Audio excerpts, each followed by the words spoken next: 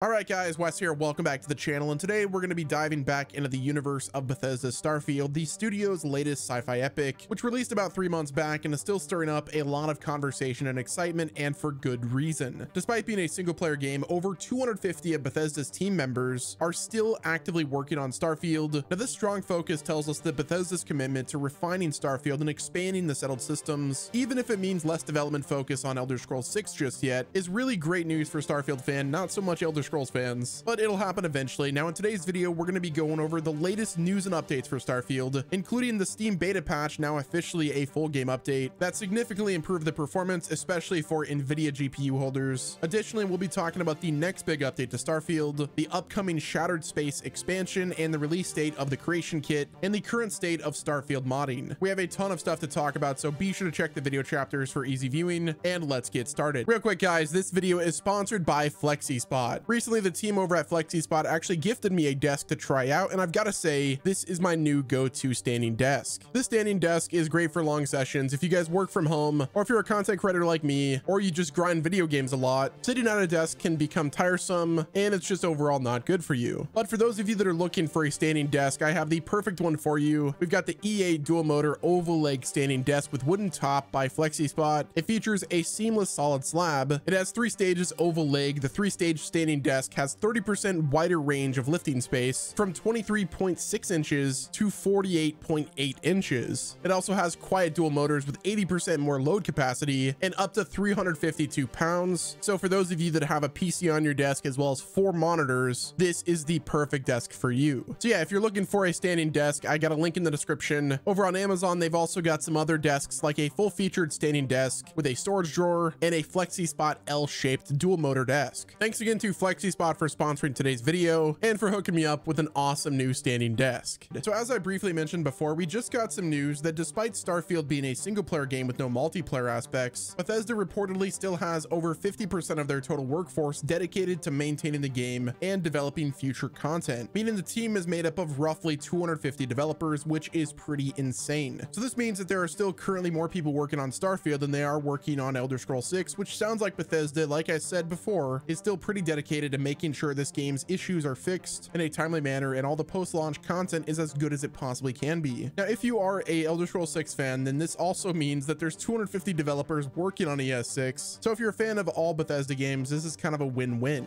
Starfield will still be updated until all of the post-launch content is out, and the Elder Scrolls 6 release gets closer and closer, albeit not as fast because there's not the entire workforce working on the next project. Now, one of the big achievements for the Starfield team post-launch has been the recent release of the latest beta patch, which is now the full update that recently went live that brought amazing things to the performance of that version of the game. The new patch officially adds DLSS 2 and DLSS 3 with frame generation support, mainly tailored for NVIDIA GPU owners. And if you want frame generation, you have to have a 40 series card, as well as several performance improvements and stability and optimization that resulted in a much smoother experience across the board. Like I said, these changes were officially released a few days ago on both PC versions of the game, so via Steam and the Xbox app, as well as Xbox console, which apparently helped with some stability issues with the game. But the majority of the improvements of this update were made to the PC version, which will not carry over to the Xbox version of the game because these are very 2 different sets of hardware, and the fact that DLSS is limited to NVIDIA hardware. Also, Xbox consoles use AMD, so they wouldn't be able to make use of that DLSS with frame generation. Not to mention the Xbox console and the PC ports had very different technical issues at launch. So if you were hoping for a big improvement to the performance on Xbox with this latest update, we are gonna have to wait on that. But one thing that I do hope is that the team at Bethesda plans to put the same kind of effort into making the console experience as smooth as possible and try to get that frame rate back up to 60, because I know a lot of Starfield players on Xbox would love to have a smoother frame rate, shorter load times, and more. I think the biggest game changer for Starfield will be the eventual implementation of FSR3 on the Xbox Series consoles, which apparently FSR3 will work on Xbox consoles as they use a custom AMD Radeon GPU. But we still don't have FSR3 on the PC version of the game, so maybe some modder will implement that on the PC version. So for those of you that don't have NVIDIA GPUs or a 40 series for frame generation, you'll get better performance because of FSR3, which these are obviously just band-aids to the greater solution of Bethesda optimizing this game and making it so it runs well without having to use DLSS. Now, it's also a tad unclear right now whether Bethesda plans to do more of these beta Steam patches for the game, or if this is going to be a regular thing, especially whenever it comes to the next big update, which we could be getting sooner, but rather than a full launch, it would just release on the Steam beta. Now, on one hand, doing stuff like this allows the team to work alongside the Steam community and make sure their patches are as polished as possible before going live across the board. But on the other hand, I know a lot of gamers today are kind of tired of giant AAA companies releasing beta versions of basically all of their products instead of just getting it right the first time. I think as long as the official patches are coming out in a timely manner, there's nothing wrong with the team testing things out on Steam a few weeks in advance. But if these beta patches become a regular thing while official patches slow down, the community won't be the happiest about it. The turnaround time from the beta to the official update this time was 12 days. So as long as the wait stays like that going forward, I think the console and Xbox app PC players will be totally fine with it. Now, as for when the next update will likely release, I think we're still about 2 weeks out until we get another beta update on Steam. It will hopefully provide extra performance improvements for the PC version, more stability and performance improvements on the Xbox version of the game, as well as just trying to sort out all of the quest blockers. I know a lot of people are still having blocked quests for no reason at all, which at this point is really no excuse. The game has been out for basically 3 months by now, and I still have not been able to complete the Red Mile because May Divine will not do her freaking introduction. So the hope of getting a 100% save are kind of over until Bethesda fixes that with a future update, or not. Either way, the next update should be a pretty big one, especially now that we know that 250 developers are still working on Starfield. Now, the elephant in the room regarding the Steam version of Starfield is obviously their user reviews, which haven't been super kind to it. Initially, the reception was very good for Starfield on PC thanks to the hype of the game, but as time has gone by and the various technical issues haven't totally been fixed, Bethesda's core fan base isn't willing to overlook their shortcomings. At the time I'm making this video, Starfield has an overall approval rating on Steam of 69%.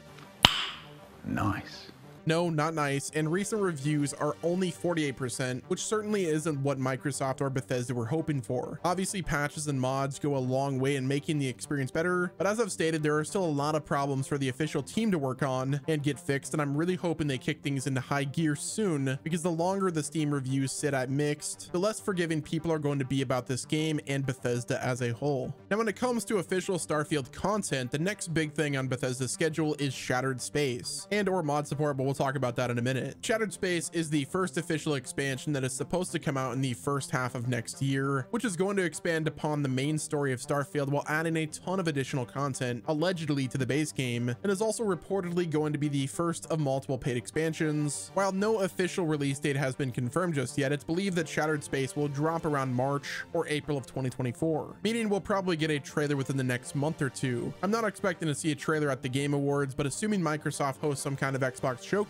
in January or possibly a February developer direct, or rather Starfield direct, which I personally think is awesome, I think that's going to be the main place to look for when it comes to Shattered Space reveal. Moving on, let's talk about Starfield mods. Given the fact that Starfield is a Bethesda RPG, mods have been a pretty big topic of conversation amongst the community. Tons of awesome mods have already been released for the game, with the most popular ones being things like inventory fixes, performance improvements, and of course UI tweaks. It's pretty common for new Bethesda games to need some help from the community in order to reach their full potential, but Todd Howard has promised that things are going to get at least a little bit easier on the modding community in the near future because of the official mod support still promised for 2024. In case you weren't aware, the modding being done for Starfield right now is being done without official modding tools from Bethesda, meaning things are a bit harder than it will be once the official mod support drops. But once that does, the floodgates are about to open wide for anyone and everyone to start doing whatever they want with the game, similar to how Bethesda handled Skyrim and Fallout 4. Now, we don't have an official release date on mod support yet from Bethesda, but they still have promised that it will come out in 2024, so I'm expecting it to go live at some point in the first half of the year, similar to how the Shattered Space DLC will release. Starfield has been in a bit of a weird place lately, and Bethesda is likely going to look at the first expansion's release date as a way to breathe new life into the IP, meaning mod support will likely come around the same time as the first expansion. So with all of this being said, it's hard not to feel like things are looking a tad on the rough side for the future of this game. Don't get me wrong, I absolutely love Starfield's offerings on launch day, and I still personally see it as one of my favorite games in a long time, and I definitely see myself revisiting it over the coming months. I mean, heck, I'm still playing it right now, but there's also no denying that Bethesda has a lot of work to do in order to make it the best game that it can be. Bethesda has a long history of letting modders do the heavy lifting for them, but that was a completely different time, and I really don't want them to do that with Starfield because there are a ton of things about the base game that could be adjusted to make the experience better all around for both console and PC players. But now that the game is coming up on its 3-month birthday and we haven't seen many official changes released from the top down, I have to admit that I'm starting to question just how serious Bethesda is about maintaining this game, especially with the juggernaut that is Elder Scrolls 6 reportedly entering full development with up to 250 developers currently working on the game. The modders will certainly put a lot of hours into making this game better than it already is. And again, I love what Bethesda gave us on launch day, but if you're holding out hope for a ton of post-launch content, I'm not sure if the team is as committed as they were 3 months ago. But what do you guys think about the state of Starfield? Do you think Bethesda is still committed to supporting this game long term, or will they just leave that up to modders? But yeah, guys, that's gonna wrap it up with this video. Let me know what your thoughts are in the comment section below. Like the video, subscribe to the channel so you don't miss out on any future updates, and until next time, this has been Wes, and I will talk to you guys in the next video.